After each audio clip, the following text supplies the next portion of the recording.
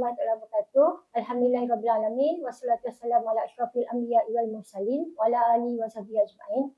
Jadi jutaan kesyukuran kita panjatkan kepada Allah Subhanahu Wa Taala kerana memberi kesempatan untuk kita bertemu kembali dalam rancangan slot daripada TV Haluan.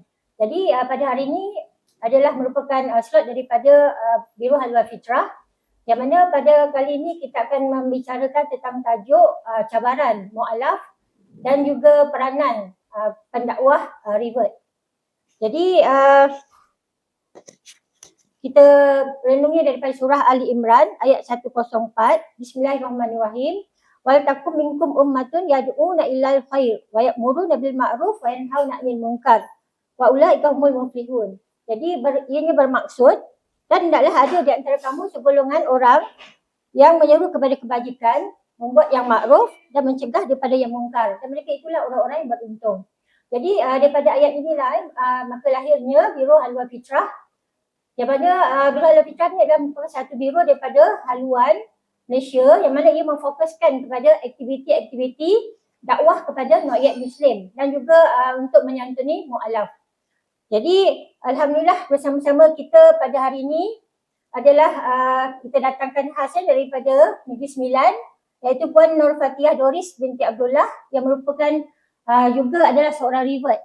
Beliau adalah merupakan perunding syarat akidah Jabatan Mufti Kerajaan Negeri Sembilan bahagian unding syarat akidah. Dan beliau juga adalah merupakan salah seorang daripada sukarelawan rakan ziarah ataupun disebut sebagai SRZ. Jadi selamat datang Puan Fathiah.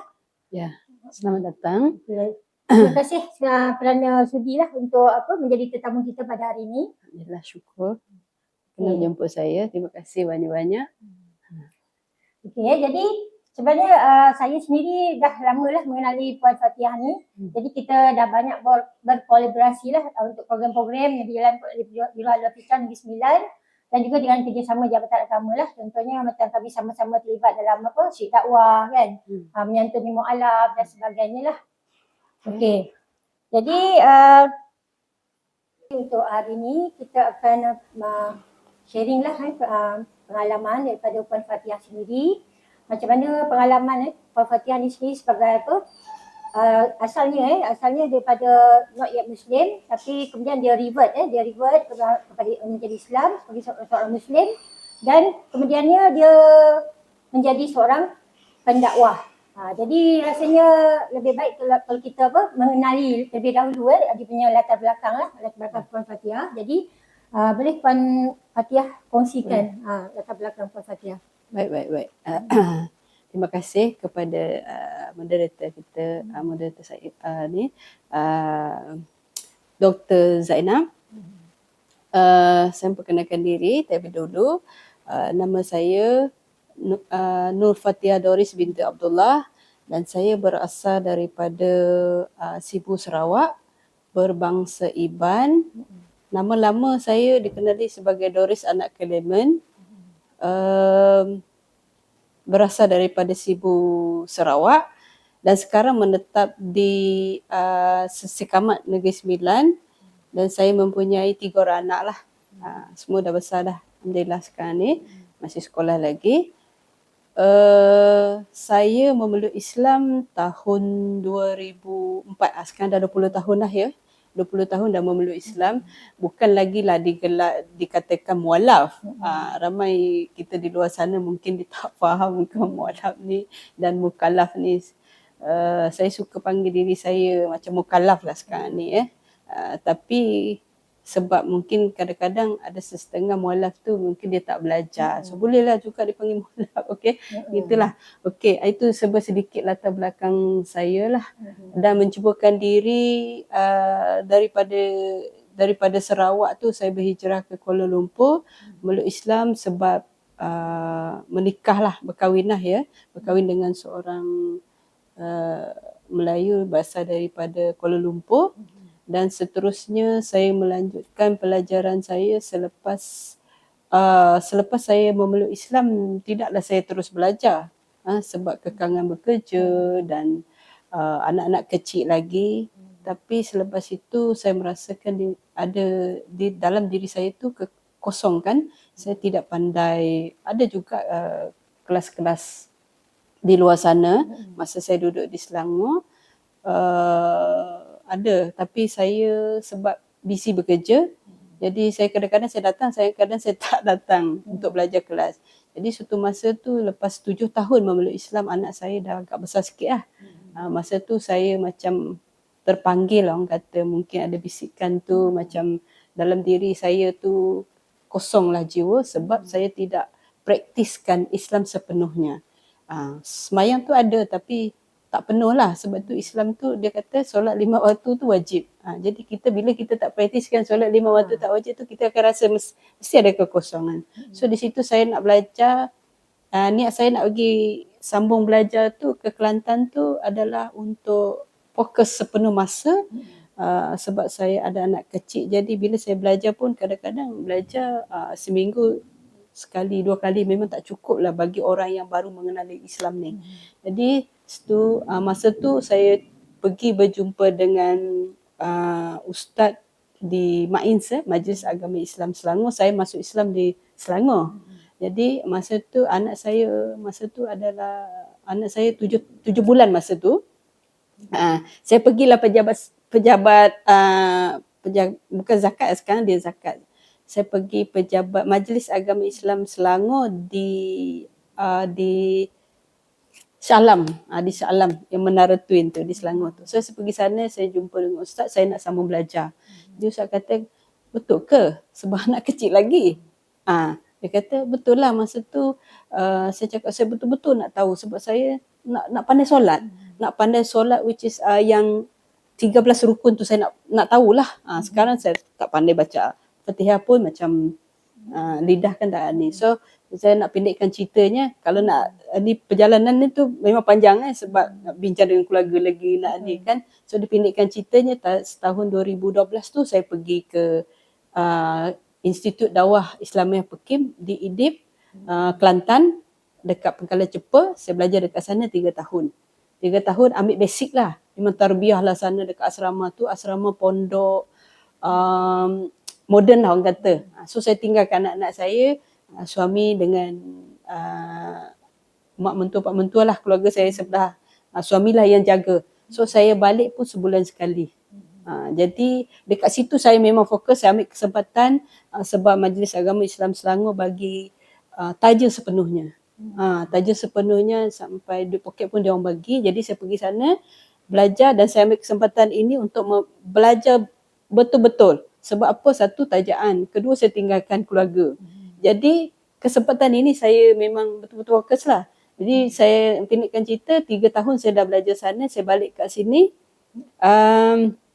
Semasa saya nak sambung lagi belajar, ambil diploma pula Usuluddin di Kolej Darul Hikmah. Masa tu saya dapat offer di pusat dakwah, unit dakwah, bahagian dakwah lah. Sebab saya memang masa saya belajar dulu pun bila saya mula-mula tu niat nak pandai solat je. Tapi dekat situ nama pun dah Institut Dakwah Islamiah. So apa cita-cita selepas tu? Macam tu lah. Jadi bila ada kesedaran masa saya belajar di sana 3 tahun, saya dah pandai solat, saya dakwah diri saya dekat asrama tu. Jadi tarbiyah sana memang bagus lah. Kalau nak kata Institut Dakwah tu bagi saya lah, itulah tempat tarbiyah orang yang revert lah bagi saya lah. So bila balik daripada sana dah 3 tahun, and then saya dapat offer tadi di pusat dakwah. Selepas itu baru saya hijrah ke inilah di Negeri Sembilan tahun 2016 lepas saya habis. Sambil saya masih belajar lagi di Kolej Darul Hikmah. Macam tu. Itulah sedikit perjalanan latar belakang saya.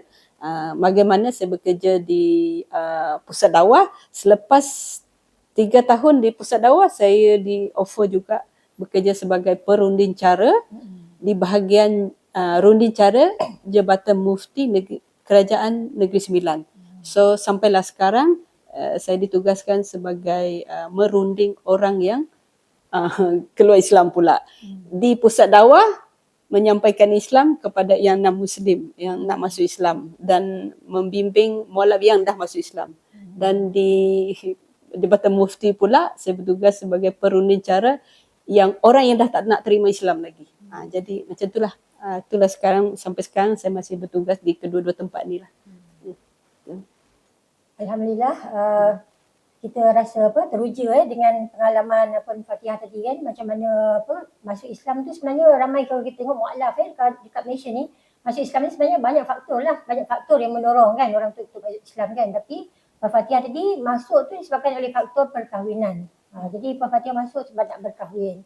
Jadi alhamdulillah. Jadi selepas Puan Fatihah masuk Islam tu, maksudnya atas sebab nak berkahwin, macam mana penerimaan keluarga pada masa tu?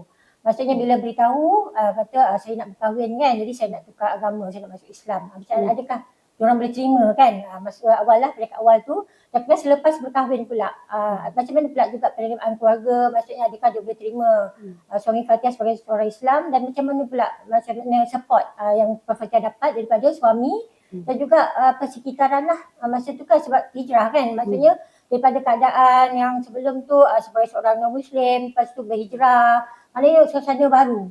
Macam mana yang Puan Fatihah hadapi benda tu? Okey. Pengalaman sekarang pun dah 20 tahun. Ingat lagi lah orang kata pengalaman tu yang manis pahit tu ada pengalaman pertamanya sebab saya nak berkahwin. Jadi penerimaan keluarga saya lah, saya bagi tahu dulu lah penerimaan keluarga mula-mula memang bila dengar nak masuk Islam, memang mereka rasa macam bukan kata tak boleh terima, mungkin saya tak boleh nak salahkan mereka sebab dia tak faham tentang Islam ni. Jadi sebab bila saya datang ke Kuala Lumpur pun memang mak ayah dah pesan dah, jangan campur dengan orang Melayu nanti masuk Islam. So bila nak ingat kata-kata tu, nak bagi tahu mak ayah pun rasa takut. Tetapi dengan keadaan inilah jalan Allah nak bagi hidayah tu. Sebab dia mungkin melalui perkahwinan ni. Jadi saya dengan rasa macam memberanikan dirilah telefon ayah saya masa tu, orang pertama yang tahu saya nak berkahwin lah. Saya cakap, ayah saya nak berkahwin dengan orang Melayu. Dan lepas tu dia kata, kalau nak kahwin orang Melayu mesti masuk Islam kan dek? Dia kata macam tu lah. Saya cakap, ya ayah, sebab kita di Malaysia ni kita kena ikut undang-undang ni, saya tak ada pilihan untuk ni. Tapi dia kata, itulah saya dulu pesan macam ni. Tapi tak apalah ayah, itu cerita lama. Saya cakap dengan dia macam tu lah.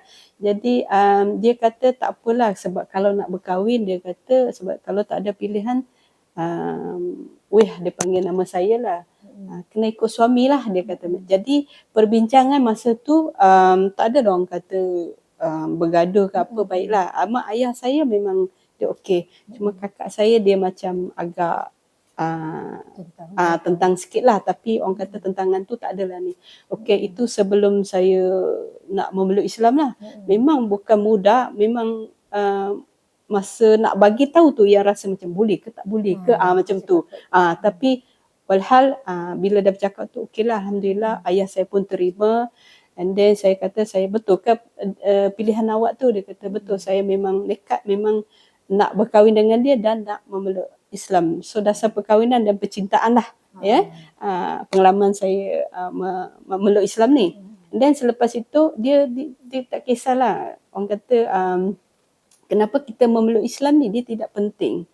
Selepas kita memeluk Islam ni yang sangat penting. Okey, pengalaman saya selepas memeluk Islam ni pula, dorongan daripada keluarga, pengalaman saya lah, dorongan daripada keluarga ni sangat membantulah. Sangat membantu saya sebelum saya melanjutkan pelajaran saya tadi, yang saya ceritakan pengalaman saya tadi macam mana belajar. Sebelum saya ni, jadi dorongan daripada mereka ialah support daripada suami, walaupun dia sendiri taklah orang kata hebat dalam beragama ni, tapi apabila saya nak pergi belajar, dia memang bagi sepenuhnya dan dia bantu saya menjaga anak-anak lah. Anak-anak kecil lagi kan.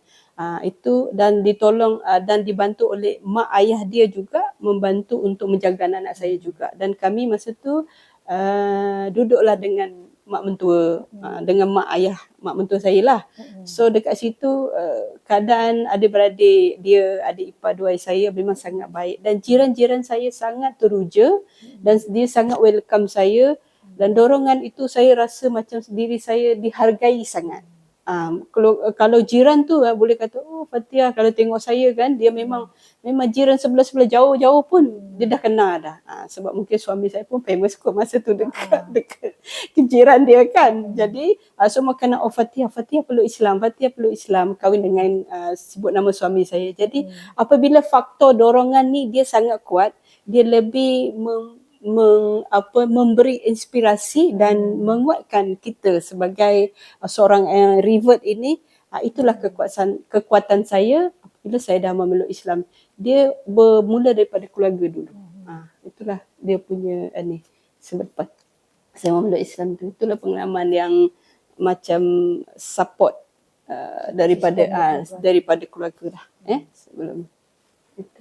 Alhamdulillah. Jadi rasanya pengalaman Puan Fathia ni kalau kita comparekan kan dengan mu'alaf-mu'alaf lain, biasanya kita tengok ramai mu'alaf bila ada yang menghadapi tentangan kan daripada keluarga. Jadi Alhamdulillah Puan Fathia dapat support daripada family, terutama selepas kahwin banyaklah dapat support daripada masyarakat kan.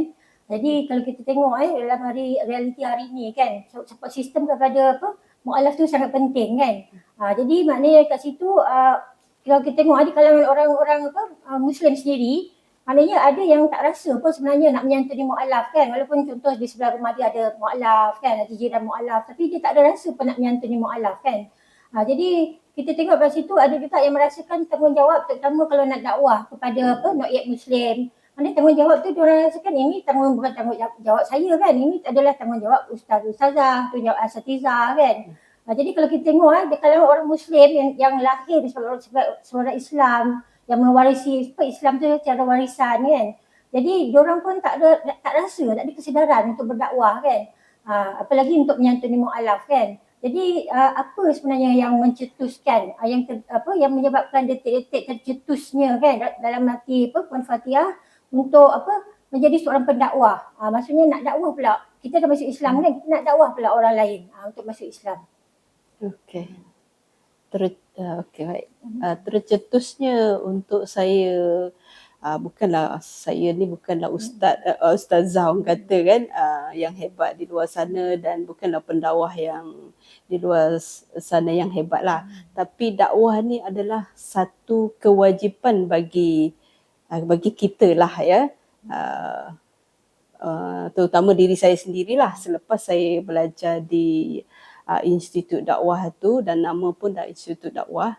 So saya selalu praktikkan dakwah ni. Jadi dekat sana pun kita pun ada diajar juga untuk contoh bila masa cuti, kami ada setiap cuti SEM kami akan dibawa keluar daripada asrama dan kami akan pergi camp untuk camp seminggu lah. Sama ada camp dakwah kepada masyarakat orang asli di Kelantan sana dan juga ataupun di dalam camp tu sendiri kami dipraktiskan untuk berdakwah. Jadi itu adalah praktikal. Itu adalah macam teori lah orang kata, belum lagi di lapangan. Jadi itu satu, dan satu lagi kenapa mentor saya ni adalah kuat lah, sebab saya tengok dia sebagai pendakwah yang hebat. Kalau kenal lah nama dia Ustaz Fitri, boleh saya mention sini lah kot, nama dia Ustaz Fitri bin Abdullah. Dia juga, dan saya juga memeluk Islam dengan dia dulu, dan mentor saya begitulah, dia tak pernah lost contact selepas memeluk Islam sehinggalah sekarang 20 tahun yang datang ni, yang sekarang ni, dia dengan isteri dia tidak pernah putus asa untuk membimbing saya juga, walaupun di dalam telefon orang kata. Jadi dia tak ada kesinambungan tu selepas memeluk Islam tu, seperti kita kata, kita terus biar saja, itu memang tidak berlaku dalam istilah Ustaz Fitri itu tadi. Jadi bila dorongan tu kuat dan saya tengok dia jadi pendakwa kan, dia bercakap dekat TV pun ada, dekat radio kan. Jadi saya bagi satu inspirasi bagi saya lah. And then saya pun diterapkan bila dekat sana belajar, dakwah itu penting. And then saya melihatkan benda tu, lepas itu lagi satu, orang di sekeliling saya menyebabkan saya dan diri saya sendiri bahawasanya saya perlu ditarbiah. Tarbiah dan didakwah. Untuk sebelum menjadi pendakwah, kita sendiri kena tarbiah diri sendiri dan dakwah diri sendiri kita. Dan tercetusnya jadi keinginan saya tu okey, saya satu hari nanti saya memang lepas saya habis ini saya akan meneruskan pelajaran, tetapi tanpa ilmu saya cakap saya tak boleh berdakwah begitu saja. So dalam masa yang sama, alhamdulillah, sebab Majlis Agama Islam Selangor ni dia masih lagi juga memberi sokongan dalam menyumbang dalam kewangan lah untuk menyambung pelajaran tu. Jadi sambil belajar, sambil berdakwah, so saya dapat juga tugas bekerja di pusat dakwah. Di situlah pertama kalinya orang kata praktikal dia. Praktikal di lapangan dakwah itu. Dan saya melihatkan dalam keluarga saya pun ramai lagi yang tak Islam. Jadi selepas 5 tahun saya habis belajar di sana, adik saya pula dah memeluk Islam lah. Dalam keluarga saya, adik saya lah sekarang ni. Jadi keinginan berdakwah tu lagi, apabila ilmu tu semakin bertambah, kita semakin macam mendalami ilmu dakwah tu, jadi keinginan tu lagi menaik untuk berdakwah. Pertama kali dakwah kepada diri saya, keluarga, dan juga keluarga saya yang terdekat yang tak Islam lagi, dan masyarakat di sekeliling. Macam itulah saya mendorong. Lagi-lagi dulu saya sebelum pandai mengaji apa semua, jadi saya keinginan saya untuk dakwah di sini tu macam mana saya nak bimbing anak-anak saya kalau saya tak pandai ni. Jadi keinginan ilmu, mencari ilmu tu di situlah. Dan berdakwah tu saya keinginan tu lebih apabila ilmu tu dah semakin meningkat. Macam tu, jadi saya anikan kepada mualaf-mualaf tu pula juga, apabila ilmu tu bertambah, insyaAllah kita akan jadi lebih matang lagi lah dalam berdakwah. Itu saja.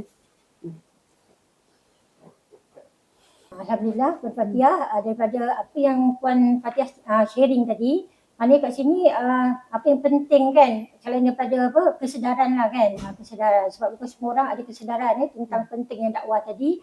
Dan yang poin yang juga yang disebut Puan Fatihah tadi adalah ilmu. Jadi semakin meningkat ilmu kita tu, ditambah lagi dengan kesedaran kita untuk berdakwah, maka dia akan mendorong kita lah untuk buat kan sesuatu tu kerana Allah Subhanahu Wa Taala kan. Jadi kalau kita tengok sendiri Puan Fatihah sekarang ni, kita tengok sangat aktif lah kan untuk terlibat dalam kerja-kerja dakwah kepada rakyat Muslim. Dan apa yang saya difahamkan, Puan Fatihah pun pernah kan mengislamkan, mensyahadahkan rakyat Muslim. Dan masa yang sama juga sangat menjaga mu'alaf sampai kalau kita tengok pengorbanan sampai malam, kalau tengah malam pun mu'alaf call kan, sanggup datang untuk menyantuni mu'alaf ni. Jadi kat situ saya rasa sesuatu yang sangat sangat boleh dicontohi lah, terutama kepada orang-orang yang memang asalnya orang-orang Islam itu sendiri kan, orang Muslim sendiri. Jadi boleh tak Puan Fatihah ceritakan cabaran yang Puan Fatihah lalui, macam mana dalam proses nak mengislamkan rakyat Muslim tadi kepada menjadi seorang Muslim.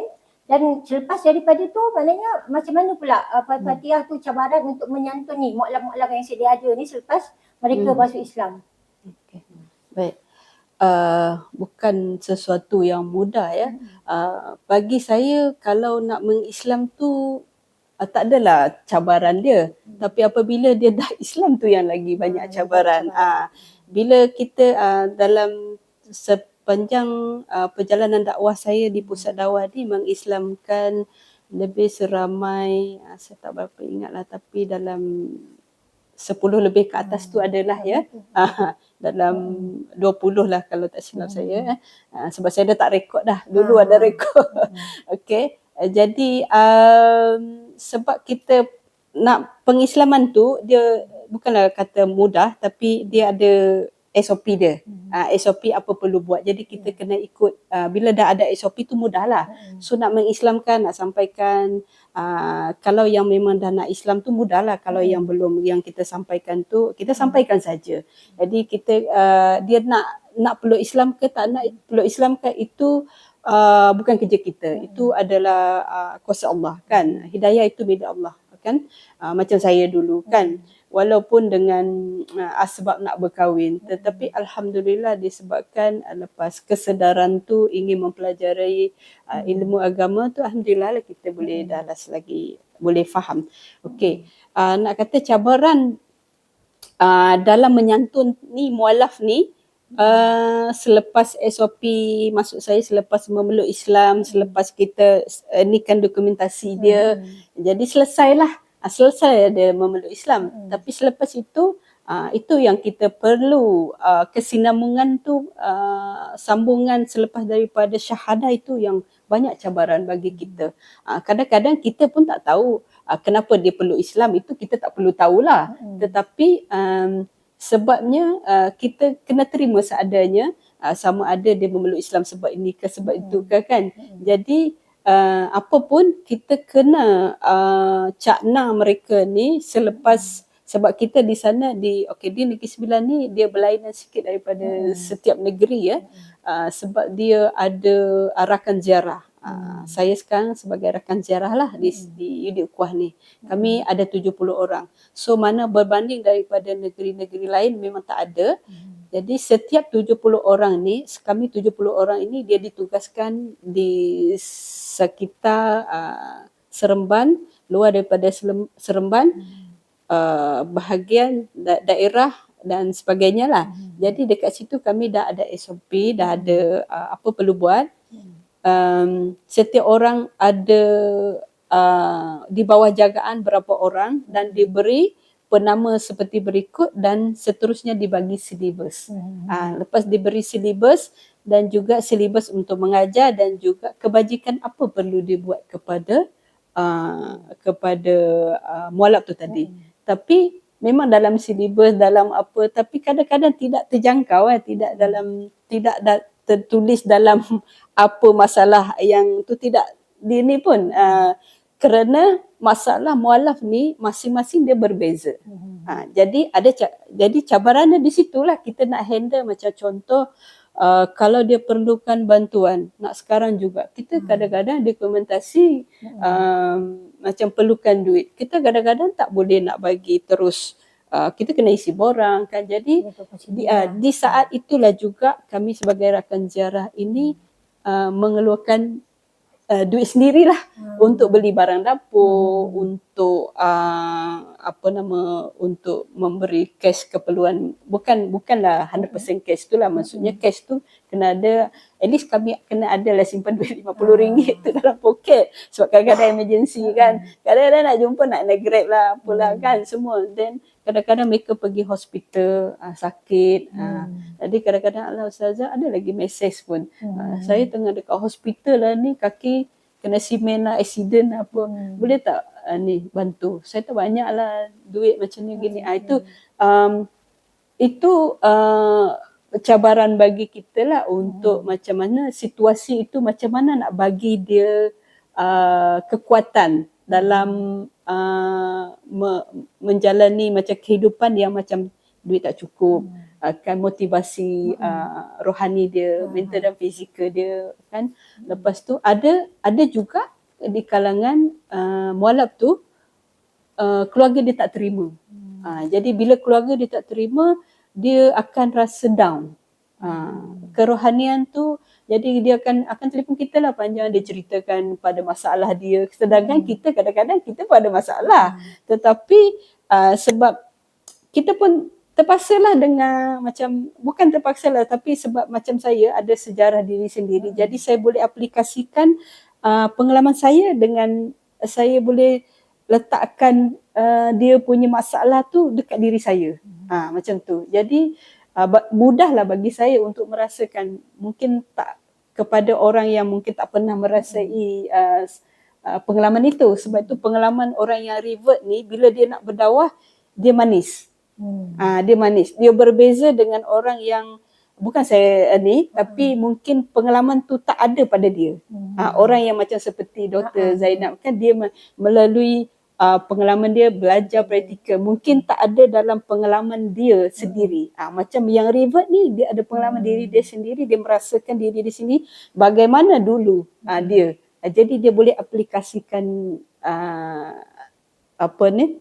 seorang pendakwah yang revert ni boleh aplikasikan saat dulu dengan sekarang dah, bila dia dah jadi ni, dia tak, jangan mudah lupa lah. Orang kata jangan mudah lupa kita ni di mana kita sekarang kan, kita kena selalu ingat lah.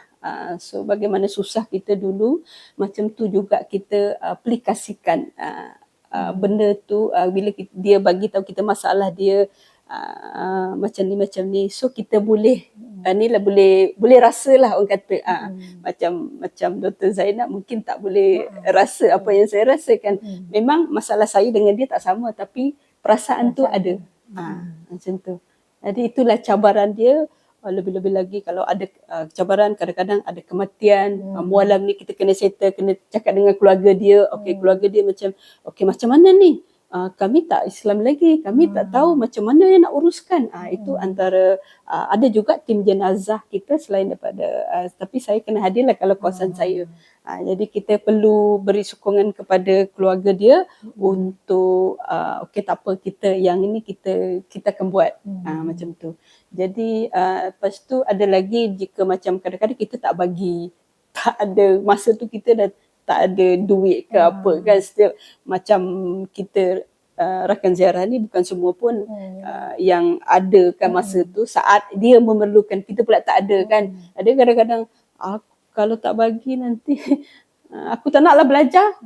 Macam tu, tak nak belajar. Boleh kadang-kadang mereka kata tak nak dalam Islam, macam tu. Jadi kita tak nak, itulah cabaran kita bila dia dah kata tu aku tak nak dalam Islam.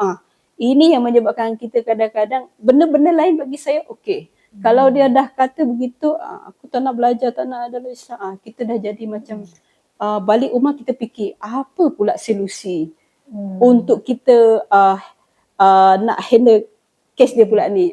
Jadi apa pula, apa boleh settle ke tak boleh settle. Kadang-kadang kita bincang sesama kawan kita. Jadi itulah cabaran yang kita, yang saya lalui lah, cabaran yang macam apabila saya tak boleh settle kes-kes mereka ni, maksudnya tak dapat solusi dia masa tu. Itulah. Tapi alhamdulillah, insyaAllah kalau dalam dakwah ni insyaAllah orang kata Allah akan mudahkan urusan. Jadi kesedaran tu itulah untuk macam saya ni kan, kesedaran dia banyak kepada diri saya lah, sebabnya dalam dakwah ni saya dulu ni bukanlah kata daripada hijrah saya tu non muslim kepada muslim, dia jauh berbeza. Bagi saya Islam is way of life lah. Dia semua ada.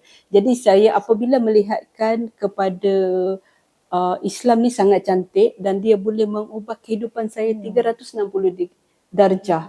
Jadi situ saya nak orang, bukanlah saya kata saya baik 100%, tapi saya nak diri saya ni orang yang seperti nakal-nakal ni, yang tak berada agama dan salah pilih agama ni, saya nak dia kembali kepada Islam. Kita agama Islam ni kan agama asal kita kan. Jadi saya nak, sebab itu kesedaran saya nak berdakwah tu supaya mereka rasakan Islam tu juga yang apa yang saya rasa.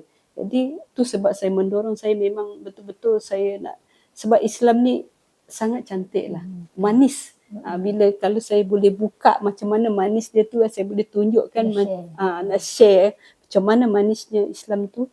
Itu yang saya nak mendorong mereka. Cantik lah, Islam ni cantik, sangat cantik. Lepas tu kalau boleh saya nak semua masyarakat boleh menerima Islam ni. Itu saya. InsyaAllah, hebat ya kalau kita dengar pengalaman daripada Puan Fatihah tadi. Seperti saya sendiri sebagai kenal dia secara personal pun, memang Puan Fatihah ni seorang yang memang sangat-sangat committed lah dengan kerja-kerja dakwah ni kan, kerja-kerja tarbiyah, mu'alaf ni. Jadi sebelum kita mengakhiri kita punya stage sharing kita ni, apakah harapan Puan Fatihah sendiri kan terhadap orang-orang yang di luar sana lah, orang-orang Muslim yang di luar sana tu. Maknanya kalau kita tengok hari ni ramai yang macam masing-masing masih merasakan bahawa tugas dakwah dan tarbiyah ni, tugas terutama dakwah kepada No'ib Muslim ni dan tugas Yatim Mu'alaf ni hanya tugas daripada agama saja. Ramai yang tak nak ambil pot lah, orang kata tak ambil tahu kan. Jadi macam mana harapan Puan Fatihah sendiri? Okey. Harapan lah ya, nak simpulkan panjang sikit lah. Saya nak bagi harapan dekat sini. Mula saya sambung balik tadi, cabaran sedikit, cabaran saya sambungan tadi tu sedikit lah. Sebab kita tak boleh berharap kepada jabatan agama sahaja dan juga kepada ustaz-ustazah di luar sana. Kita perlu cakna juga orang sekeliling kita. Contoh jiran-jiran kita yang ada memeluk Islam. Kalau kita tahu, kita terus ambil tahu. Sebab apa? Dan juga kepada masjid-masjid, surau-surau, jiran-jiran. Tugas ini bukan hanya kita selalu kata dulu pun sebelum saya menceburkan diri dalam bidang dakwah pun saya selalu cakap juga, sebab kita belum bekerja dekat situ, kita pun anggap kerja ni untuk jabatan agama saja. Sebenarnya tidak. Sebenarnya dakwah dan islah ini kena selari dan semua orang kena buat. Jadi saya pun nasihat anak-anak saya pun macam tu. Saya pun nasihat orang yang saya kenal pun macam tu. Adik saya pun yang dah masuk Islam pun saya cakap dengan, walaupun awak tak jadi pendakwah tak apa, awak boleh. Tapi alhamdulillah memang adik saya ada. Dia ada bagi, kalau dia ada orang ni dia akan bagi tahu saya akan kontak lah. Kalau dekat dengan saya akan syahadatkan. Kalau dekat Selangor kan, wilayah persekutuan kan, saya akan telefon. Jadi tugas ini bukan untuk jabatan agama lah ya, dan orang yang tertentu sebabnya kenapa? Seperti tugas saya di Jabatan Mufti sebagai perundi cara akidah, di pusat dakwah, cabaran dia yang saya ceritakan tadi, tidaklah saya rasalah selama 9 tahun ni kan, tidaklah sama rasa saya bekerja di Jabatan Mufti ni. Cabaran dia sangat mencabar kerana dia dah tak nak terima Islam dah. So kita tak nak benda ni terjadi sampai begini. Dia dah tak nak terima Islam. Maknanya disebabkan di Negeri Sembilan pun ada enactment 119. Jadi dia terus pergi ke mahkamah. Bila terus pergi mahkamah akan bagi Jabatan Mufti. Di situ dia akan terima file, dan dia akan bagi klien-klien ni kepada kami sebagai perundi cara. So di situ apabila saya terima file mereka ni, di situ saya dah jadi jam dah. Jam. Sebabnya macam mana, apa saya nak buat, apa solusi saya nak ni. Saya bukanlah seorang kaunseling kan, tapi sebab saya diberi amanah sebab sejarah saya memeluk Islam, revert tadi, dan juga tapi di Jabatan Mufti dia pun ada hantar kita untuk belajar ilmu, contoh dengan badan-badan yang non-government lah. Contoh kami pergi ke motivasi, pergi kelas-kelas agama, kelas perbandingan agama, dan perlu kelas perbandingan agama ni perlu bukan untuk kita berdebat, untuk kita nak cari persamaan dan harmoni, supaya kita tidak mencela agama lain. Jadi kita di situ kita faham macam mana nak hormat agama-agama lain, bangsa-bangsa lain sebelum dia menerima Islam. Jadi apabila kita tidak cakna kepada sekeliling, jiran kita, surau, masjid, sebab kita fikir itu adalah kerja jabatan agama, jadi benda ni nanti akan terjadi dan seterusnya akan memohon ingin nak keluar Islam dengan status. Jadi cabaran bila saya tengok cabaran di dekat sini tu, dekat Jabatan Mufti tu, bertugas sebagai perundi cara, cabaran dia sangat berat dan kadang-kadang memang balik pun berbincang lagi, berbalik pun fikir lagi, kadang-kadang duduk termenung macam mana nak settlekan. Tapi ini semua kuasa Allah, kita buatlah apa yang ni. Tapi alhamdulillah Jabatan Mufti pun banyak juga bagi kami kursus-kursus buat perbandingan agama dan macam-macam lah ya. And then jadi untuk ni kan kepada orang di luar sana, kepada masyarakat di luar sana, perlunya kesedaran lah dakwah ni tadi. Dan juga harapan saya kepada tak nak benda ni berlaku, dia bukan kepada orang yang memeluk Islam tadi, kepada orang yang mungkin lahir Islam, ataupun mungkin orang Melayu tu sendiri, kita tak tahu. Bila saya dah bekerja di Dunia Cara Akidah ni, baru saya tahu, oh ramai ya yang kita tak tahu, tak sedar bahawa sebenarnya mereka pun sebab tak faham Islam lah, sebab akidah lah benda ni, bukan sebab apa. Ya, memang pokok yang pertama itu, dia nak keluar daripada Islam tu, sebab dia tak faham. Ini berkaitan dengan akidah. Apa sahaja asbab bercerai ke, percintaan ke, apa kesumbangan ke, apa dia tak dapat ke, tetapi semua berkaitan dengan akidah. Apabila akidah tu goyang, dia akan terus tak boleh terima Islam. Jadi harapan saya kepada semua masyarakat, diri pada saya sendiri, perlunya dakwah ini, islah dan dakwah perlu selari. Dan juga jangan fikir ini kerja orang jabatan agama, kerja ustaz, ustazah ataupun pendakwa, da'i ke, bukan. Semua kita kena ambil cana. Contoh jiran kita. So kita kena berbaiklah dengan mereka. Ini lepas tu kita tengok ada Cina, ada orang India. Kita senyum dan salam dengan mereka pun, kalau lelaki-lelaki, perempuan-perempuan pun, dia kadang-kadang dia salam kita, dia macam ni saja. Mula kan, lama-lama dia boleh peluk kita, kalau yang lelaki-lelaki, perempuan-perempuan lah maksud saya. So harapan saya kepada masyarakat, terutamanya kita lah duduk di sekitar Negeri Sembilan tu, ada ramai kan India, Cina kan, kita tak tahu. Harapan saya, cubalah kita, mungkin kesedaran kita mungkin kita perlu mendalami ilmu dakwah satu, dan juga perlu belajar bab perbandingan agama. Mungkin dulu kita tak ni, tapi sekarang kita pun dah nampak dah sekarang ni, masjid, surau dah nampak dah keterbukaan kepada konsep dakwah ni tadi. Sebab konsep dakwah ni dia bukan hari ni terus hari ni dia masuk Islam, terus hari ini dia suka Islam, terus hari ini dia tidak membenci Islam. Tidak. Memang zaman Nabi Muhammad dulu pun 10 tahun di Mekah, 13 tahun di Madinah. Lepas itu baru dia dakwah terang-terangan.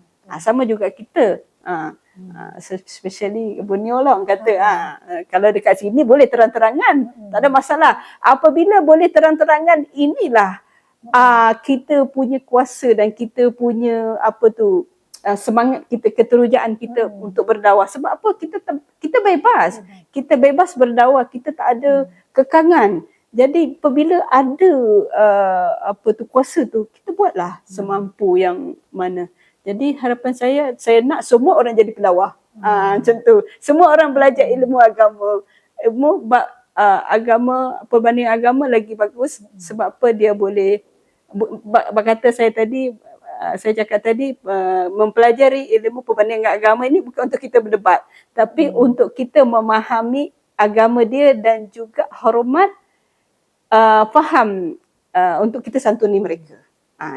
Itu yang lebih penting sebenarnya. Jadi harapan saya semua macam itulah. Semua nak jadi, semua kita perlu berdakwah. Tak semestinya kita hebat keluar TV, tak semestinya kita boleh bercakap wow macam tu, tak. Tapi sampaikanlah walaupun satu ayat kepada siapa sahaja yang belum menerima Islam. Itu, dan juga perlu cakna apabila dia dah memeluk Islam, bimbinglah mereka. Sebab apa? Takut nanti mereka ini, dia akan, bila dia sedih dia akan nak keluar Islam, tak nak dalam Islam. Jadi ini bukan salah dia juga kan.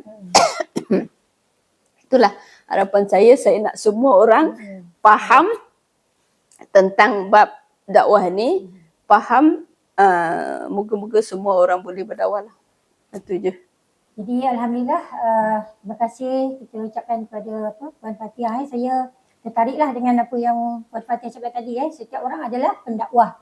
Jadi kita kena rasalah benda ni kan, terutama kita sebagai orang yang dilahirkan lahir je sebagai seorang Islam kan. Jadi maknanya kat situ, first kan Puan Fatihah cakap tadi, kena ada ilmu lah. Kalau saya boleh rumuskan kat sini, pertama sekali untuk kita jadi seorang pendakwah atau pendai ni, maknanya kena ada ilmu lah. Kalau kita tak ada ilmu, kita tak mampu nak sampaikan kepada orang lain kan. Jadi kalau contohnya untuk kita belajar kan dakwah, jadi kita nak dakwah kepada rakyat Muslim ni, biasanya ramai yang takut kan, ramai yang tak berani lagi nak buat. Tapi first kali kena ada ilmu tadilah pentingnya untuk kita first kali hadir kursus perbandingan agama. Macam saya dulu juga first memang kita sebelum pergi kursus perbandingan agama tu memang kita rasa macam tak ada rasa langsung nak dakwah. Walaupun kat sebelah kita, rakan kita ni adalah contohnya Chinese kan, kawan. Tapi kita tak ada rasa nak dakwah kat dia. Tapi bila once kita dah pergi kursus perbandingan agama, kita baru nampak rupanya agama Kristian ni macam ni, agama Buddha ni macam ni, Hindu ni macam ni. Jadi kita apa persamaan dengan kita kan? Persamaan itulah kita gunakan untuk peluang untuk kita dakwah. Jadi maknanya kursus perbandingan agama ni rasanya memang wajib untuk setiap orang Muslim kena pergi. Bukan setakat diri kita juga tapi untuk anak-anak kita kan, sebab kita nak menyambung tugas Rasulullah SAW sebab Rasulullah tu tugas dia adalah pendakwah. Rasulullah first kali dia sampaikan dakwah, dia ajak orang pada Islam. Itu adalah dakwah. Dakwah tu maksudnya kepada not yet Muslim, kita Islamkan dia, bawa dia kenal Allah kan. Selepas dia dimasuk Islam, yang keduanya adalah islah. Islah tu maksudnya kita perbaiki. Supaya dia menjadi seorang Muslim yang baik dan seterusnya menjadi seorang pendakwah juga macam kita kan. Jadi itulah sebenarnya harapan daripada Biro Al Fitrah juga. Maknanya kita kat sini, kita insyaAllah kita cuba kan. Kita cuba maknanya kita fokus sasaran kita untuk tingkatkan lagi aktiviti untuk dakwah kepada not yet Muslim ni. So, kita tengok di sekeliling kita ni masih ramai orang yang tak faham Islam. Kita nak seru diorang ni, nak ajak diorang untuk kenal Allah. Macam Rasulullah cakap, sampaikan daripada aku walaupun satu ayat. Jadi setiap orang daripada kita ni adalah pendakwah. Dan masih sama juga kita jangan lupakan mu'alaf kita. Kita insyaAllah fokus, biar chef juga kita akan bimbing mu'alaf kita ni, maksudnya daripada start daripada bersyahadah, insyaAllah sampai akhirnya nanti, termasuk juga keluarga-keluarga dia, kita nak santuni. Kita nak tarbiyah supaya insyaAllah dia pun sama-sama akan join kita untuk sama-sama juga menjadi seorang pendakwah. Macam mana yang Al-Fatihah cakap tadi. Jadi Alhamdulillah rasanya setakat ini sahajalah berbicara kita pada hari ini. Jadi saya minta maaf atas segala salah dan silap. Segala kelebihan itu datangnya daripada Allah dan kelemahan itu datangnya daripada diri saya sendiri. Dan sudahi dengan wabillahi taufiq wal hidayah. Wassalamualaikum warahmatullahi taala wabarakatuh. صبرا فإن الصبر للأحرار زاد. بسم الله الرحمن الرحيم، الحمد لله رب العالمين والصلاة والسلام على رسول الله. مستمرون إن شاء الله في توزيع هذه المساعدات نقدية بدعم إخواننا في مؤسسة حلوان في ماليزيا. جزاكم الله خيرا في هذا الضياق وهذه الظروف الصعبة، بارك الله فيكم. لأن نقوم بتوزيع هذه المساعدات النقدية فبارك الله فيكم، جزاكم الله خيرا إخواننا في مؤسسة حلوان في ماليزيا. تقبل الله منكم إن شاء الله صالح أعمال، تقبل هذا الصنيع ويعطيكم أضعافا مضاعفة مما تنفقون إن شاء الله. بسم الله الرحمن الرحيم، الحمد لله رب العالمين والصلاة والسلام على رسول الله. جد الشكر والوفاء لإخواننا في مؤسسة حلوان في ماليزيا، بارك الله فيهم، جزاهم الله خيرا على طعام المستمر هنا للأسر التي قصفت بيوتهم، فبارك الله فيكم وجزاكم الله خيرا. وفي هذه الأجواء الماطرة والبرد القارس نسأل الله العظيم أن يجزيكم عنا خير الجزاء ونجعل هذا العمل إن شاء الله في ميزان حسناتكم. إيش بقولوا يا أختي لمؤسسة حلوان قدم لكم المساعدة النقدية، إيش بقولوا لها؟ الله يستر مضيعة يرضى عليهم يا رب. وجزاهم كل الله بكل خير. كيف ظروفكم؟ كيف الوضع عندكم؟ زي ما تشاء. هذه الخيمة بس هذه متر في متر تقريبا. الله يعينكم. على 5 صنفار. 5 صنفار بناموا هان. الله يكون في عونكم. يعني 5 صنفار بناموا هان تقريبا متر في متر او متر في متر ونص. نسأل الله ان يكون عونا ومعينا لاخوانكم هنا في قطاع غزة. اتمنى منكم ان تستمروا ان شاء الله في دعمكم وفي عطائكم. بسم الله الرحمن الرحيم، الحمد لله رب العالمين والصلاة والسلام على رسول الله. مستمرون ان شاء الله في توزيع هذه المساعدات النقدية. بارك الله فيكم اخواننا في مؤسسة حلوان، جزاكم الله خيرا. ايش يا حاجة بقولي لهم مؤسسة حلوان زارت؟ عندك كتاب من الارض يقول لهم كم كفار شر يوم. امين يا رب. نزيهم وربيهم، نزيهم رب سما الارض. يا رب. بعد ما تكون جنتك يا رب.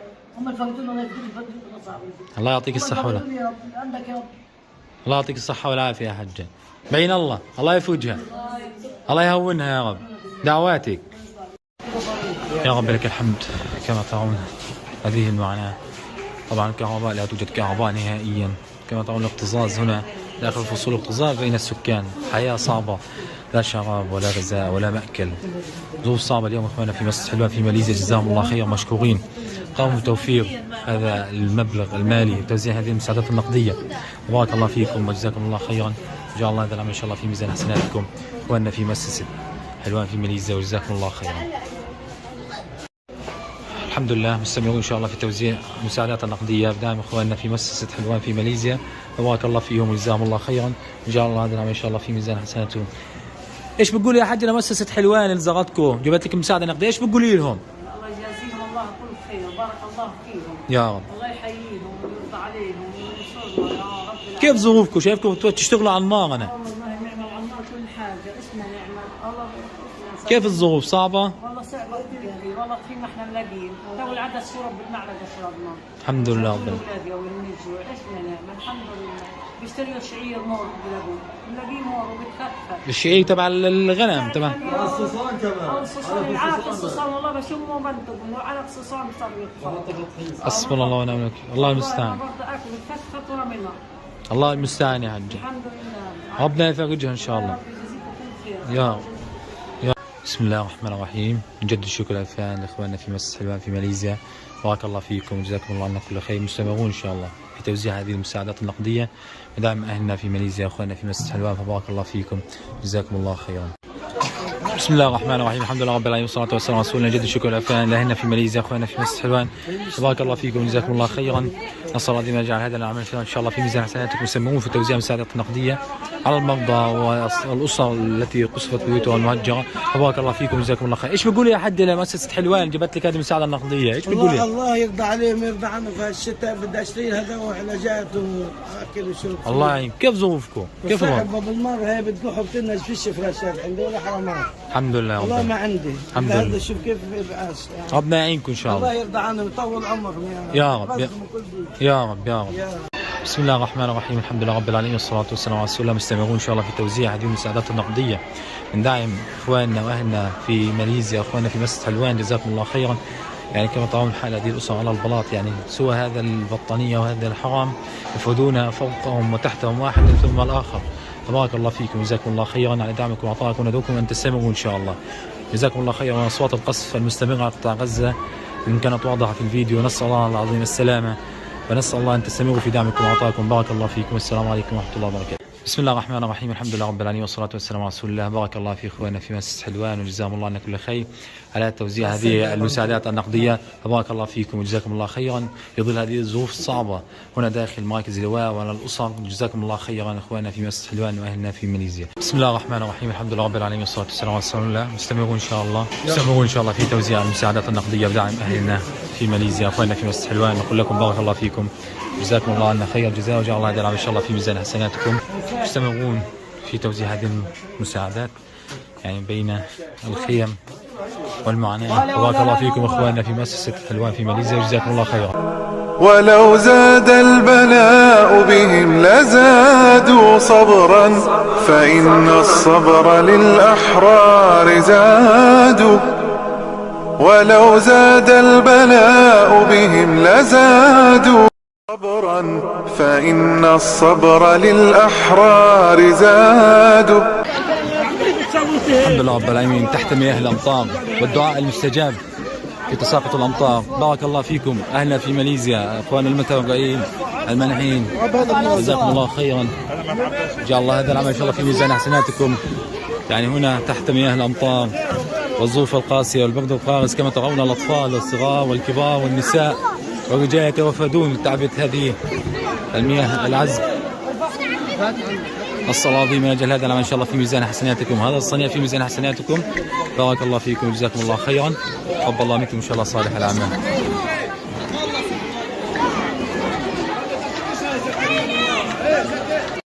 بارك الله فيكم اخواننا في مؤسسة حلوان وجزاكم الله خيرا. مستمرون في تعبئة المياه تحت تساقط مياه الامطار، بارك الله فيكم جزاكم الله خيرا، نسأل الله العظيم يكتب لكم الاجر والثواب العظيم. هنا الاكتظاظ كبير رغم تساقط الامطار من اخواننا في مؤسسة حلوان، فبارك الله فيكم وجزاكم الله خيرا، وجعل الله هذا ان شاء الله في ميزان حسناتكم. دمتم ودام عطائكم، ندعوكم ان تستمروا في عطائكم، في دعمكم، في تبرعاتكم، في صدقاتكم، اخوانكم في مس الحاجة في غزة إلى هذه الصدقات، هذه الطبعات في ظل هذه الظروف الصعبة والحرب القاسية والمستمرة أشهر طويلة وعديدة، فبارك الله فيكم وجزاكم الله خيرا، وجعل الله ذلك إن شاء الله في ميزان حسناتكم. بسم الله الرحمن الرحيم، الحمد لله رب العالمين، يا ربي لك الحمد ولك الشكر يا الله. بارك الله في اخواننا في مؤسسة حلوان في ماليزيا، وجزاهم الله عنا كل خير. توفير هذه المياه العذبة، جزاكم الله خيرا وجعل الله لنا ان شاء الله في ميزان حسناتكم. بارك الله فيكم اخواننا في مؤسسة حلوان على الدعم هذا المشروع الطيب المبارك، واخوانكم في قطاع غزة بمس الحاجة الى هذه المياه. كما ترون اكتظاظ كبير رغم سقوط مياه الامطار والبرد القارس، ولكن لحاجة الناس لهذه المياه، لاشتياقهم الى هذه المياه منذ فترات طويلة لم يشربوا هذه المياه العذب. اليوم اخواننا في مؤسسة حلوان في ماليزيا بارك الله فيهم وجزاهم الله خير الجزاء مشكورين، قاموا بتوفير هذه المياه. نسأل الله العظيم ان نجعل هذه الصدقة في ميزان حسناتكم، وخير صدقات سقيا المياه. فبارك الله فيكم، نسأل الله العظيم يتقبل منكم هذا الصنيع وتستمروا في دعمكم وفي عطائكم. اخواننا في مؤسسة حلوان في ماليزيا كما ترون الاطفال والنساء الصغار والكبار هنا يتوافدون الى تعبئة هذه المياه اليوم بدعم اخواننا في مؤسسة حلوان في ماليزيا. رغم تساقط مياه الامطار واكتظاظ هذه المياه، يعني كثافة تساقط مياه الأمطار، ولكن حاجة الناس إلى هذه المياه الآن تحت مياه الأمطار. تعبئ هذه المياه اليوم بدعم إخواننا في مؤسسة حلوان في ماليزيا. فبارك الله فيكم وجزاكم الله خيرا وجعل الله لنا إن شاء الله في ميزان حسناتكم. الحمد لله رب العالمين والصلاة والسلام على رسول الله. مستمرون في تعبئة مياه العذبة تحت مياه الأمطار. الأمطار تتساقط على إخوانك في قطاع غزة في البرد القارس، ولكن مستمرون في تعبئة هذه المياه بدعم إخواننا في مؤسسة حلوان في ماليزيا. فبارك الله فيكم وجزاكم الله خيرا وجعل الله هذا العام ان شاء الله في ميزان حسنات. ولو زاد البلاء بهم لزادوا صبرا، فإن الصبر للأحرار زاد.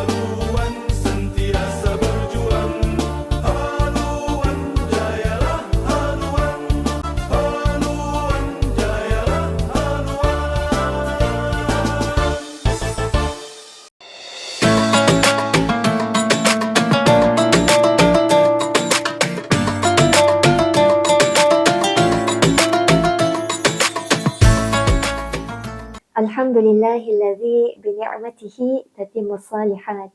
Segala puji bagi Allah, dengan nikmatnya sempurna kebaikan-kebaikan. Alhamdulillahillazi anzala ala 'abdihi al-kitaba wa lam yaj'al lahu 'iwaja qayyima. Wassalatu wassalamu ala Muhammad wa ala alihi wa ashabihi ajma'in. Amma ba'd. Assalamualaikum warahmatullahi wabarakatuh. Terima kasih untuk semua para penonton yang saya muliakan kerana sudi bersama dengan saya, Dr. Fatimah Syarha, dalam rancangan yang dibawakan oleh tim Haluan. Saya ucapkan terima kasih kepada tim ini, jadi asbab kita dapat bertemu dalam satu majlis ilmu yang membicarakan tentang segumpal daging bernama hati. Pentingnya topik ini sampaikan para ulama suka meletakkan hadis tentang niat di permulaan kitab-kitab mereka. Innamal a'malu binniyat wa innama likulli imri'in ma nawa. Sesungguhnya setiap amal itu dikira berdasarkan niat. Setiap seseorang dikira diberi ganjaran berdasarkan niat masing-masing. فَمَنْ كَانَتْ هِجْرَتُهُ إِلَى اللَّهِ وَرَسُولِهِ. Siapa yang niatnya kerana Allah dan Rasul, فَهِجْرَتُهُ إِلَى اللَّهِ وَرَسُولِهِ, maka hijrahnya itu dia dapat Allah dan Rasul. وَمَنْ كَانَتْ هِجْرَتُهُ لِلدُّنْيَا يُصِيبُهَا أَوْ امْرَأَةٍ يَنْكِحُهَا فَهِجْرَتُهُ إِلَى مَا هَاجَرَ إِلَيْهِ. Siapa yang niat dia sekadar mencari dunia atau sekadar nak cari wanita yang dia nak nikahi, maka dia dapat itu sajalah. Bukan tak boleh nak cari dunia, nak kahwin, bukan tak boleh. Tapi kita nak kenal itu adalah alat semata-mata. Bukan matlamat akhir yang kita damba, yang kita cari. Dan ada bezanya. Ia bermula daripada kita mengenal hati. Apa kerja hati? Apa pengaruh hati? Bagaimana nak luruskan hati? Jadi jom semua yang saya muliakan, sama-sama kita belajar daripada hadis Nabi SAW tentang ada segumpal darah yang ataupun segumpal daging yang bernama hati. Jom. Semua yang saya muliakan, jom kita sama-sama memahami satu hadis Nabi SAW yang disebutkan dalam hadis riwayat Al-Bukhari dan Muslim. Dari Nu'man bin Bashir, Nabi SAW bersabda, "Ala wa inna fil jasadi mudghah, idza salahat salahal jasadu kulluh, wa idza fasadat fasadal jasadu kulluh, ala wa hiyal qalb." Sesungguhnya dalam diri manusia ini ada sekumpal daging. Kalau ia baik, baiklah seluruh jasadnya. Baiklah seluruh anggota badannya. Kalau ia buruk, buruklah seluruh anggota badannya. Ia adalah al-qalb. Al-qalbu ini kalau kita terjemahkan dalam bahasa Melayu, ia adalah organ jantung. Kalau organ hati dalam bahasa Arab disebut al-kabid, liver dalam bahasa Inggeris. Al-qalbu yang Nabi SAW sebutkan adalah jantung. Yang secara fizikal pun jantung adalah organ terpenting yang menerima darah dari salur darah dan mengepam darah itu ke arteri. Dan dalam hadis ini pun digambarkan bagaimana pentingnya jantung hati. Kita boleh terjemahkan sebagai jantung hati, tempat niat.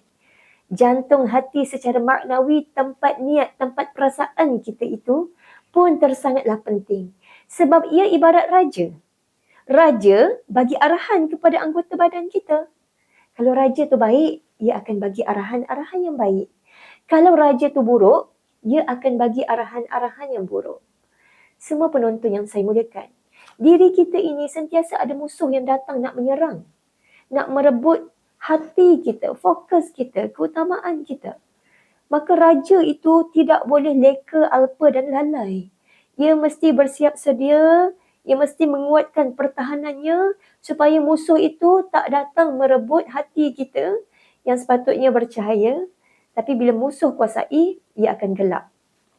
Seperti kita tengok mentari, bila datang, gelap pergi. Bila mentari pergi, gelap datang.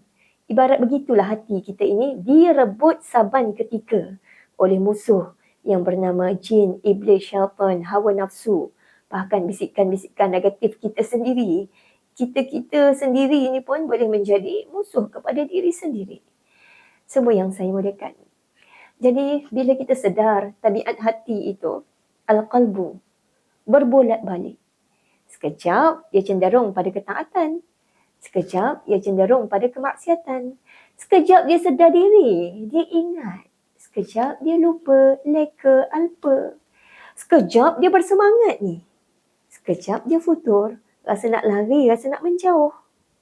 Maka semua yang saya muliakan, kita kena kembalikan hati kita, jantung hati kita ini, raja ini kepada keadaan-keadaan yang membolehkan dia berada tetap di track menuju Allah Subhanahu Wa Taala.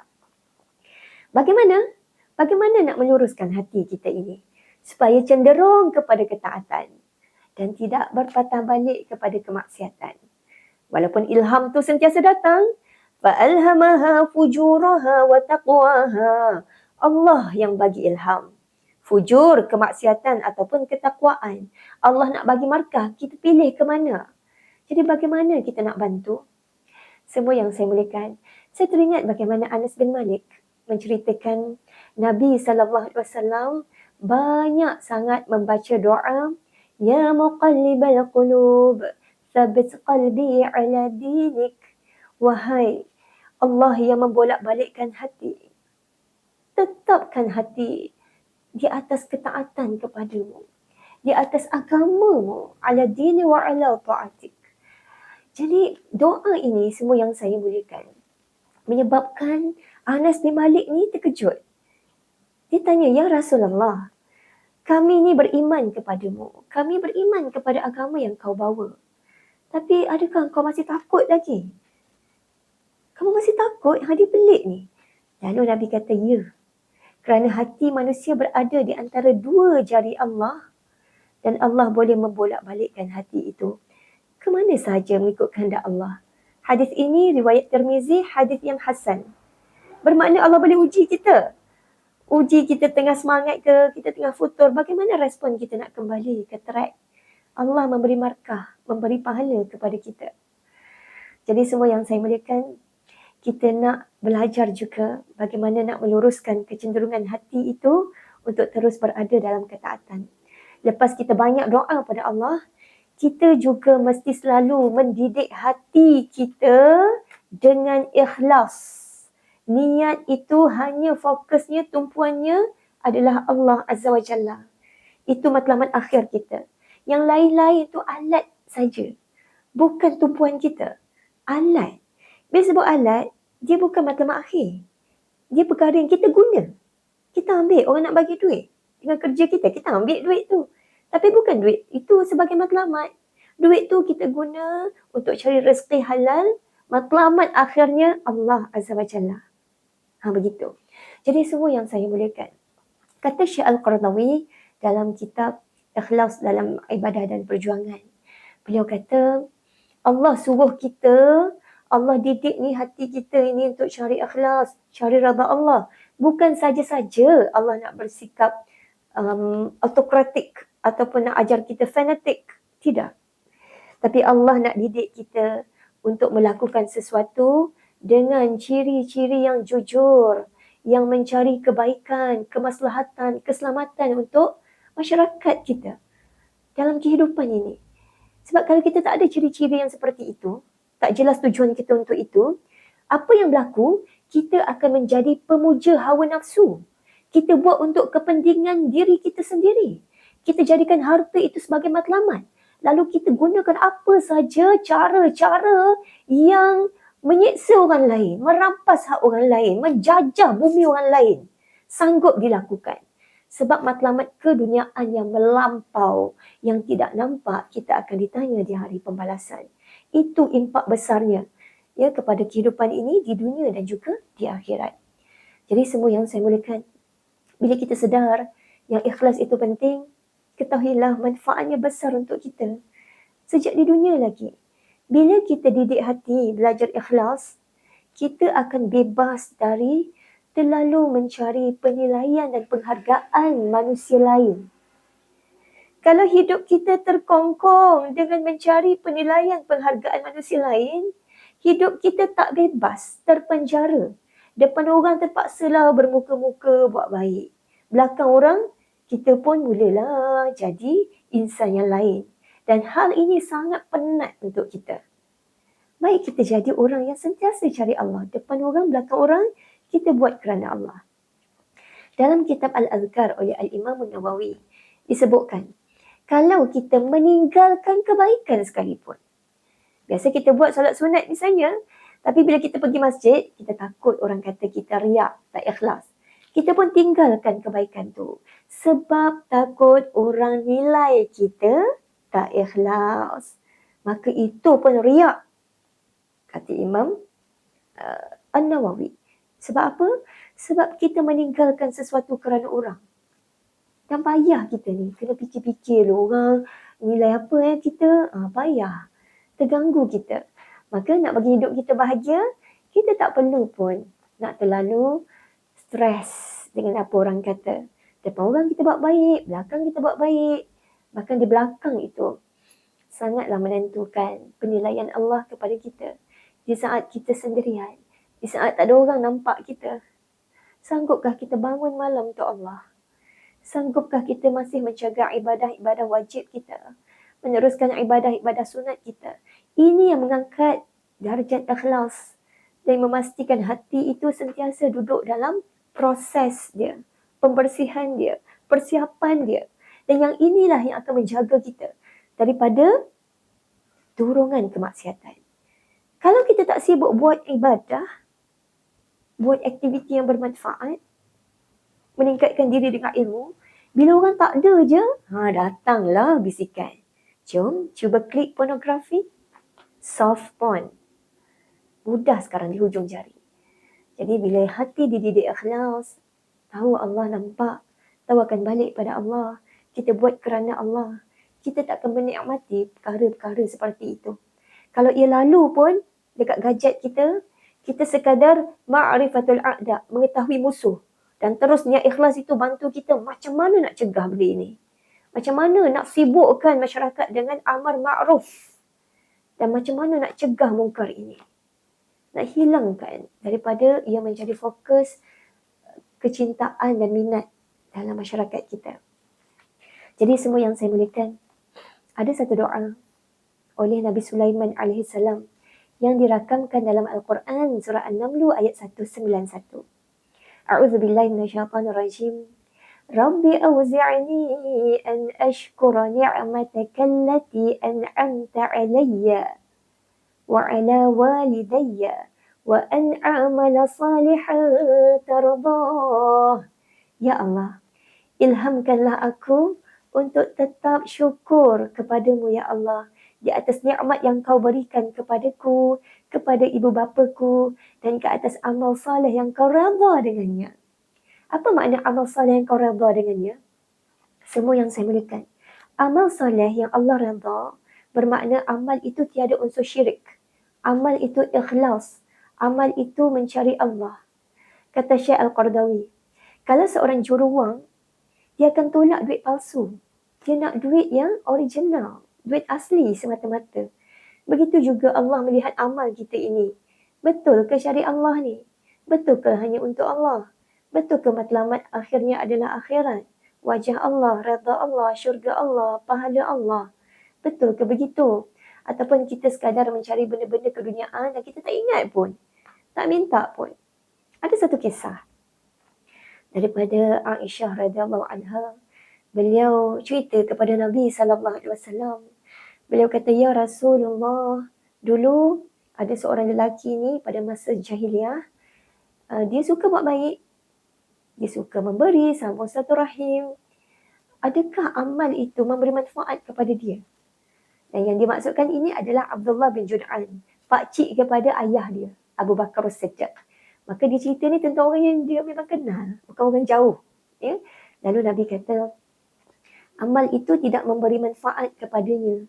Sebab dia tak pernah cakap dekat Allah, aku mohon ampun kepadamu ya Allah untuk hari akhiratku. Maknanya dia buat baik, walaupun amal tu baik, tapi untuk tujuan dunia sahaja. Dia tak cari sampai akhirat. Maka tak diterima. Macam tu juga kita menjaga hati kita, kita nak pastikan amal tu diterima. Seperti duit kan, currency duit. Currency, kalau kita pergi luar negara, dah tentu kita kena tukar dulu supaya duit itu sah dan berautoriti, boleh kita urus niagakan di pasar-pasar, di mall, di sana. Selagi duit tu asing bagi mereka, mereka tak boleh nak terima. Maka kita pun kena buat amal yang diterima, sah, berautoriti, yang Allah terima. Kalau amal tu baik sekalipun bagi kita, baik dah. Amal macam duit, macam markah banyak. Tapi kalau Allah tak tarbah, tak redha, maka ia tetap tak boleh untuk kita claim nanti syurga Allah, pahala di sisi Allah, pengiktirafan Allah. Jadi amal itu mestilah kita, bukan saja kita minta dibuka pintu ketaatan, tapi pintu penerimaan. Ia bermula dari hati. Hati yang cari dia. Baik, semua yang saya muliakan. Saya bagi analogi mudah beginilah. Okay, tangan kita letak dekat mata. Okay, sekarang tangan yang sama letak dekat jantung hati, al-qalb. Belah mana? Kanan ke kiri? Kiri. Pandai. Belah kiri. Jadi, saya nak tanya soalan. Antara mata dengan jantung hati, mana lagi penting? Betul. Jawapannya jantung hati. Sebab kalau tak ada mata, kita masih lagi boleh hidup bernafas. Cuma tak nampak lah, tak best lah. Ya, ataupun rabun, tak nampak lah, nak bawa kereta pun tak boleh dah lah. Tapi kalau tak ada jantung hati, habis nyawa kita. Berakhirlah kehidupan kita. Sebab tu antara hardware dengan software. Tengok phone kita. Phone kita kalau sekadar ada luarnya, dalam tu kosong. Tak ada software dia. Tak ada makna phone tu. Maka software dalam ni, jantung hati ni lah lebih penting dari anggota luar kita. Digariskan kaedah oleh para ulama. Misalnya Syekh Al-Qardawi dalam kitab Fiqhul Awlawiyat. Awlawiyatu amalil qalbi ala amalil jawarih. Diutamakan amal dalam ni. Amal hati. Amal jantung hati kita. Tempat niat kita itu lebih utama berbanding amal anggota badan kita. Maka jom kita pastikan amal-amal kita berpahala. Berpahala dengan arti kata ibarat currency yang diterima di sisi Allah Subhanahu Wa Taala. Dengan cara apa? Jaga niat kita hanya untuk Allah. Dan ada beberapa tip untuk kita nak pastikan kita dalam keadaan ikhlas, menjaga ketaatan kepada Allah Subhanahu Wa Taala. Antaranya yang pertama adalah ilmu yang mantap. Kita kena sentiasa memudayakan iqra'. Baca, baca dan baca. Bila kita baca, kita akan jumpa satu demi satu petunjuk Allah. Misalnya Allah sebut dalam Al-Quran, A'udzubillahi minasyaitonirrajim. Wa ma umiru illa liya'budullaha mukhlishina lahuddin. Allah nak suruh kita buat apa ni? Kita hidup. Bila kita baca, kita jumpa jawapan. Oh, Allah tak suruh melainkan untuk kamu ikhlaskan dalam agama ini hanya untuk Allah. Oh, itu rupanya. Dapat jawapan. Itu tip pertama, baca. Tip kedua, kita hendaklah bersahabat dengan orang-orang yang ikhlas. Kalau tak jumpa pun, kita baca sirah. Orang-orang yang Allah dah bagi trofi taqwa, yang telah diiktiraf keikhlasan mereka, telah dijamin kedudukan mereka dalam syurga. Kita nak bersahabat dengan sirah-sirah mereka ini. Dengan cara itu kita belajar. Mereka buat apa? Mereka berfikir bagaimana, berperasaan bagaimana, menyebut bagaimana, bertindak, berakhlak bagaimana. Sikit demi sikit kita nak belajar, nak ikut. Dan mereka lah hero kita. Seterusnya, kita sentiasa bermujahadah melawan hawa nafsu kita. Sebab kita kenal tadi, hati ni dia ajak pada kejahatan, kemaksiatan, dia ajak juga pada kebaikan. Dia sentiasa berperang. وَالَّذِينَ جَاهَدُوا فِينَا لَنَهْدِيَنَّهُمْ سُبُلَنَا. Siapa yang berperang, dia lawan je, dia pastikan diri dia memenangkan ketaatan, Allah akan tunjukkan satu demi satu jalan-jalan menuju Allah. Dan yang terakhir, kita teruskan membaca doa, memohon kepada Allah. Sebab doa ni ibarat kita order lah. Kan biasa order Shopee kan? Sampai tak? Ada sampai, ada tak. Tapi mostly sampai, betul? Itu manusia yang terbatas yang urus. Mostly sampai. Ini Allah yang sempurna, yang tiada batas, yang uruskan doa-doa kita. Bila kita minta, insya-Allah dapat. Wa idza sa'alaka 'ibadi 'anni fa inni qarib ujibu da'watad da'i idza da'an. Jika hamba-Ku bertanya kepadamu tentang aku, katakan aku ni dekat. Aku kabulkan permintaan orang yang meminta. Dengan syarat, jika dia minta. Jom kita order, kita minta kepada Allah. Dan dengan kita berdoa ini, kita sentiasa ingat yang wal akhiratu khairan wa abqa. Akhirat itulah yang lebih baik dan lebih kekal. Bila ingat akhirat, terubat segala keinginan untuk bermaksiat. Bila ingat akhirat, terpujuk segala kesakitan-kesakitan di hati. Bila ingat akhirat, insya-Allah hidup kita lebih indah bermatlamat, lebih terjaga. Jom kita sama-sama menjaga hati. Terutama saya yang bercakap ini sangatlah memerlukan doa daripada semua. Apa maaf daripada saya yang tak sempurna. Assalamualaikum warahmatullahi wabarakatuh.